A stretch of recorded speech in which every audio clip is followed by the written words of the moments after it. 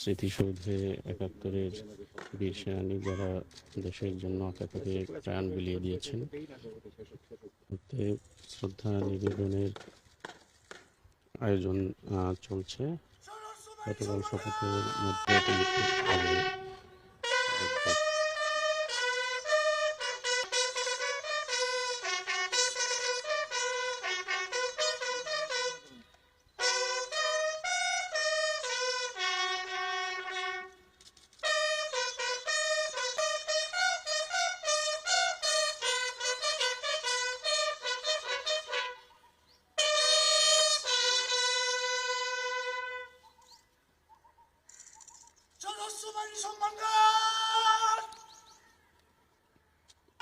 তার এই প্রধানমন্ত্রীর দায়িত্ব নেওয়ার পর তার যে কর্মজীবন, তার শুরুর দিনেই প্রথমেই তিনি জাতীয় স্মৃতিসৌধে এসেছেন এবং এখানে আবারও শ্রদ্ধা জানাবেন এবং সেই আয়োজন কিন্তু আপনারা দেখছেন। এখন দেখছেন যে মন্ত্রিসভার যে সকল সদস্য সবাই এখানে উপস্থিত বীর সেনানী যারা বাংলাদেশের স্বাধীনতার জন্য জীবন অকাতরে বিলিয়ে দিয়েছেন, তাদের প্রতি শ্রদ্ধা নিবেদন করছেন।